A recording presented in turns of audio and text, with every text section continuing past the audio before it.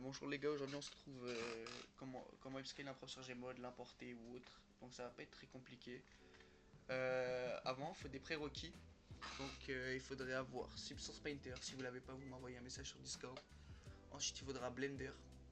Donc le Blender, il faudra l'installer sur Steam si vous l'avez pas. L'installer directement depuis le site officiel ou directement, il me semble qu'il y a d'autres alternatives. Mais nous, on va l'installer sur Steam, c'est beaucoup plus simple.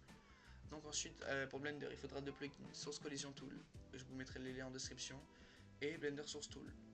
Donc si vous ne savez pas comment activer un add-on sur Blender, cliquez sur Blender, vous cliquez sur Edit, Preferences, Add-on, là, hop, hop. Donc là vous voyez que c'est bon. Une fois que c'est fait, vous allez importer votre prop sur Blender. Donc que ce soit un props d'un jeu, un props Gmod, ou directement un props que vous avez trouvé sur Sketchfab ou autre, vous l'importez sur Blender. Une fois ça fait, vous allez cliquer sur ça, donc vous cliquez, vous faites Tab, vous faites Alt J, ça va le mettre en quad. À quoi ça sert de mettre des quads? En gros, Studio MDL quand tu découpes, il va faire des triangles, donc il va couper les faces en deux. Donc ça lui permet de faire son travail et c'est mieux. C'est pas le truc le plus obligatoire, c'est pas le meilleur truc à faire. On va dire c'est juste une petite perte de temps, mais ça coûte en vrai de vrai, non même pas. Ça prend 3 secondes. Mais au moins Studio MDL, vous savez qui va faire sa découpe proprement. Donc une fois que c'est fait, vous allez, donc moi je l'ai appelé ref. Vous allez aller dans UV Editing. Vous regardez si ça n'a pas fait de la merde, si vous voulez refaire l'UV parce qu'elle pue la merde, vous pouvez. Et si vous savez de tête comment faire le truc, vous pouvez le faire, il n'y a pas de souci. Ensuite, vous allez dans Shading. Vous regardez, etc. S'il y a déjà des. Je sais que sur les projets Blender, il y a déjà des textures qui sont mis là. Vous les prenez.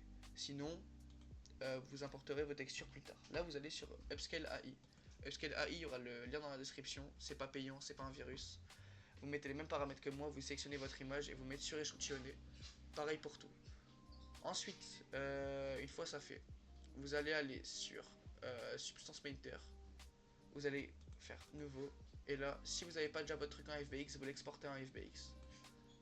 Export FBX. Ensuite, une fois ça fait, vous ouvrez, vous sélectionnez, etc. Normalement, quand vous allez arriver sur votre nouveau projet Substance Painter, il y aura tout ça, genre, regardez. Il y aura juste ça. Vous supprimez ça, vous mettez votre calque, vous mettez vos textures dedans. Donc moi je l'ai déjà fait. Et une fois ça fait, vous cliquez, vous allez sur le petit croissant. Vous mettez les mêmes paramètres que moi. Et vous cliquez sur baker les textures sélectionnées. Ça va calculer en gros le modèle, un peu tout du modèle, et ça va calculer comment les textures doivent agir dessus, etc., etc. Donc c'est ça qui va vous faire l'ambient occlusion, la normale, etc. Donc une fois ça fait, vous faites ce que vous voulez avec vos textures. Vous regardez des tutos les gars. Si vous vraiment voulez faire une texture de A à Z, vous regardez des tutos. Moi j'ai juste rescale, etc. J'ai rajouté de la roughness comme vous pouvez le voir. Si vous voulez faire ça, c'est pas compliqué. Vous drag and drop des matériaux. Vous mettez à la place du tout en bas, regardez. Si vous voyez là, du gold armor. Ici, moi j'ai mis directement mon matériau à moi. Donc, enfin, genre ma base color. Comme ça, en vrai, la base color, ça va directement juste rajouter des trucs, des détails dessus. Mais bref, je vous laisse regarder un tuto Substance Painter pour savoir comment on fait des trucs. Moi, je vous ai juste appris à comment l'ouvrir, le mettre dedans, faire 2-3 bidouilles. Si vous voulez un tuto, vous me le demandez. J'en ferai un volontiers de Substance Painter. Je suis pas un expert, mais je pense que je peux quand même faire 2-3 trucs. Donc, une fois ça fait, vous exportez les textures. Hop, green. Une fois que c'est fait, si vous avez une émission, qu'est-ce que c'est? C'est un truc qui brille sur Gmod. Vous allez cliquer, vous supprimez tout. Vous allez cliquer ici. Vous l'appelez EM, donc émissive. Euh, vous l'appelez comme vous voulez, moi j'appelle EM. Vous supprimez ça. Vous créez un calque de peinture noir. Enfin, genre un calque de peinture, vous mettez en noir. Ensuite, vous créez un calque pour dessiner, un calque de dessin. Et vous mettez où vous voulez les ombres, on va dire là où ça doit éclairer. Donc vous prenez une couleur basique, il n'y a pas besoin de mettre des roughness ou autre. Juste la base color et vous mettez du bleu si vous voulez du bleu, du rouge, etc. etc. Une fois ça fait, vous pouvez fermer Substance. Moi je l'enregistre, je vais l'appeler Armory dans tous mes projets Substance. Une fois que c'est fait, du coup vous avez fait ça. Vous allez sur Blender. Vous voyez que mon truc fait 158 vertex. Et vous vous dites 158 vertex c'est peu, etc. Oui c'est peu. Mais nous on veut l'optimisation avant tout. Quitte à ce que la map pèse plus lourd, quitte à ce que, on va dire, notre modèle pour notre serveur, parce que ça c'est pas obligé que ça soit pour une map, vous pouvez faire ça pour des packs de props, des modèles, des skins ou autre. Une fois que vous l'avez, vous voyez que même si c'est plus lourd, on s'en fout. Moi je vais créer un load. Un load c'est quoi?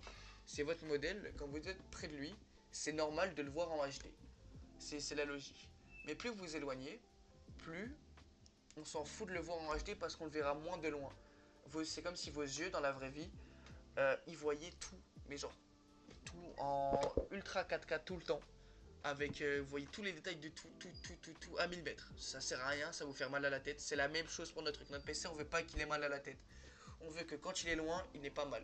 Donc, vous allez créer un load. Moi, je l'appelle ref-load. Regarde, ref-load 1. Et là, vous vous dites, qu'est-ce qu'on fait ensuite? C'est pas compliqué, bande de cons. Vous cliquez ça, refload 1. Vous cliquez sur decimate. Et vous decimatez votre truc. Moi, vu qu'il n'y a qu'un load, vous pouvez en mettre jusqu'à 5 sur Gmod. Vous pouvez aussi faire des LOD Materials. Qu'est-ce que c'est? C'est la même chose, mais pour les matériaux. Si vous avez un truc en 4K et que vous êtes à 1000 mètres, il va s'afficher en 512 ou en moins. Il me semble qu'on peut le faire en 56 ou 56. Mais bref, on s'en fout ça parce que nous, ça ne nous concerne pas sur ça. C'est un petit truc qui ne concerne pas beaucoup. Donc moi, je le mets en ça. Bref, j'ai fait mon load. Ensuite, bon, moi je l'ai déjà fait, donc les gars, pour moi ça me sert à rien de le refaire. Donc vous le laissez, moi je vais le supprimer. Ensuite, une fois que c'est fait, vous créez votre physique. Comment on va faire? Vous avez installé votre plugin Blender Source Tool. Pour importer les trucs. Putain, mon micro a failli tomber. Et ensuite, vous avez installé Blender Source Collision Tool. Non, il va être là, dans cette petite fenêtre, le carré entouré par des angles. Faites recommander de settings. Generate Collision from Face. Une fois que c'est fait, vous voyez que là, votre truc fait 1092. C'est trop complexe. Le moteur il va péter un plomb. Donc, vous faites tab. Vous cliquez sur votre 2 sur votre clavier. M by distance comme je viens de faire. Ensuite, vous descendez, vous faites vous cliquez force convexe. Vous refaites un force convexe. Une fois ça fait convexe hull, force convexe. Et là, vous voyez que le truc fait 20 vertex. C'est que dalle. Donc là, vous voyez que vous avez une collision qui est fidèle, qui ressemble à votre objet et qui ne pèse quasiment rien. Donc les gars, c'est parfait là, vous êtes vraiment bien. Le moteur il ne va pas galérer, ça ne va pas peser plus lourd. Si vous avez un gros props qui nécessite genre à l'intérieur avec une collision complexe, là c'est beaucoup plus dur. Et là, ça c'est pas ce que je vais vous montrer. Donc moi j'essaie toujours de faire au plus simple possible. Mais une fois que c'est fait, vous exportez dans le dossier que vous voulez. Donc vous allez dans Source Engine, SMD, là, Download, et vous mettez où vous voulez. Moi j'ai déjà fait. Donc une fois ça fait, vous allez faire un QC. Qu'est-ce qu'un QC? On va dire c'est la base du props. Quand vous dites c'est la base du props, c'est toutes les informations contenues dans le props qui seront dans le QC. Hormis les materials, mais il y aura le chemin des materials, etc. Donc moi je vais m'y rendre de suite. Sweater model, core, armory. Et là vous voyez que j'ai mes 3 trucs. Et là une fois ça fait, vous copiez mon QC si vous voulez faire un props similaire. Comme je vous ai dit, mon props LOD 150, je vais vous expliquer à quoi ça sert. Comme je vous ai dit, l'LOD c'est une question de qualité et de distance, mais le 150 ça sera l'unité. Il me semble que c'est en unité hammer, donc ça sera 150 unités de distance, vous voyez que le load sera activé. Ensuite ça vous copiez-coller. Static prop, c'est si vous voulez un static prop pour hammer, c'est-à-dire que il y a différents types de niveaux de props sur hammer.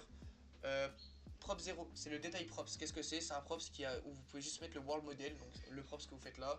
Tout doit être géré dans le QC. Donc ça ne prend rien. Quand je vous dis que ça ne prend rien sur Gmod, en termes de performance, ça ne prend rien. Donc si vous voulez faire une salle détaillée et que vous savez que c'est vos modèles, donc vous savez qu'ils réagiront bien, etc. Ils ont une bonne collision qui est simple. Ils ont déjà des LOD, ils ont tout. Donc pas besoin de mettre de fade distance et autres. Vous pouvez bombarder les détails propres. Je vous conseille de mettre plus de détails propres que de props statiques, si vous pouvez. Et si c'est trop long, vous mettez en prop statique. Donc niveau 1, c'est le détail. Niveau 0, pardon, c'est le détail propre. Niveau 1, c'est l'effet détail. Niveau 2, je ne sais plus ce que c'est. Mais niveau 3, c'est les props statiques. Niveau 4, c'est les dynamiques. Et niveau 5, c'est les physiques. Physique, ça consomme beaucoup trop. Dynamique, ça consomme beaucoup aussi. Donc faut aller avec modération, c'est comme l'alcool des frères. Et les props statiques, vous pouvez y aller, mais le mieux c'est de mettre en détail. Mais il faut juste bien gérer ça. Donc ça vous pouvez copier-coller.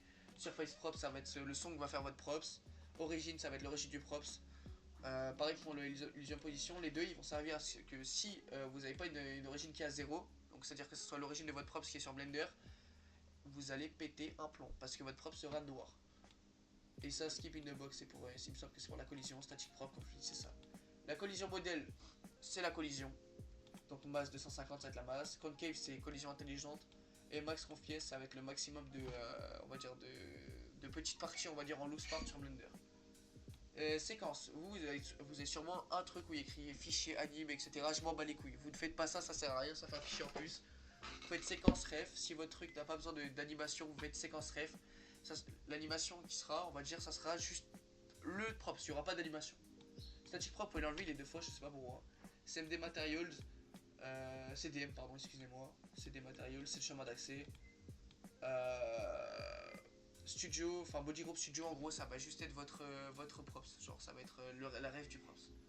Donc, en gros, là, c'est juste pour il dit au truc que Body Group, le seul Body Group qu'il y a, c'est votre props. Donc, ça sera ce que vous avez sur Blender. Et model name, ça va être votre chemin d'accès avec votre modèle.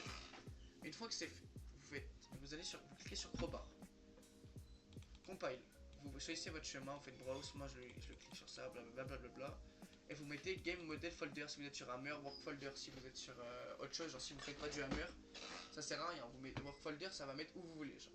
Moi je vais mettre game folder. Vous compilez.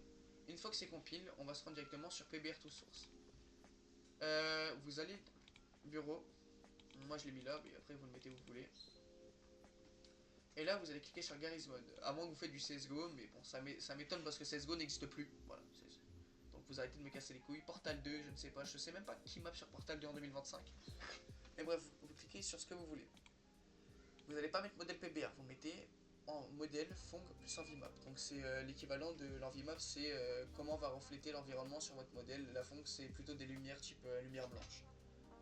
Ça va être bien si vous avez une émission. Donc c'est-à-dire ce que je vous ai fait faire tout à l'heure, si vous en avez besoin. Et alpha, on s'en bat les couilles, c'est que si vous avez la transparence. Pareil pour vos brèches, vous n'utilisez pas PBR ni modèle PBR. Pourquoi? Parce que c'est du parallaxe qui n'est pas optimisé, qui n'est pas très bien tenu sur Gmod et qui est une galère à faire. Donc vous n'utilisez pas ça. Bref, là vous mettez tout ce que vous avez besoin en basse color. Là, vous mettez tout, sauf ça si vous n'avez pas d'émission. Vous mettez tout. Et une fois ça fait, vous mettez export as, pardon. Et vous allez mettre le nom de votre modèle, enfin le nom du matériau de votre modèle, c'est que vous trouvez sur Blender. C'est pas compliqué. Sur Blender, quand vous avez votre truc, il y a un truc qui s'appellera, il aura un nom chelou, je sais pas, il s'appellera Armory DDD. Voilà, vous copiez le nom qu'il a, le materials, et vous dans Export As, vous cliquez là où vous voulez mettre, vous voulez save vos materials, donc dans le fichier le materials de votre modèle. Et vous cliquez sur, vous mettez le nom en gros. Le nom, ça va faire le chemin d'accès tout seul. Mais une fois ça fait, vous vous dites ah c'est super, j'ai importé mon prop sur Gmod. C'est pas fini les gars. Pourquoi? Parce que PBR to source, malheureusement, je suis pas codeur, je sais pas comment le modifier. Donc moi je vais directement y aller, regarde.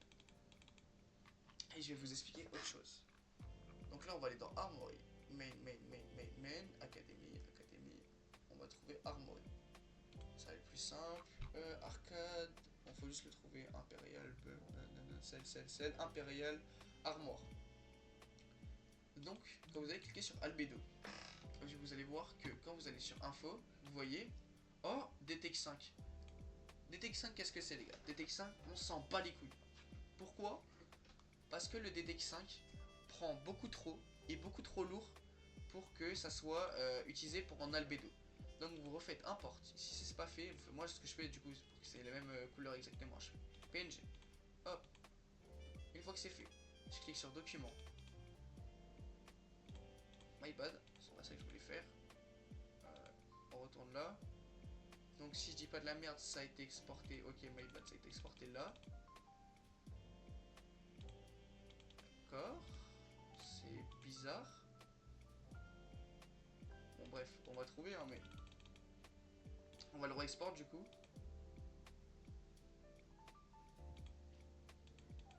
Du coup il est censé être exporté, mais bref. Ah il est là. Donc là, pour une texture de basse color, vous allez mettre DTX1.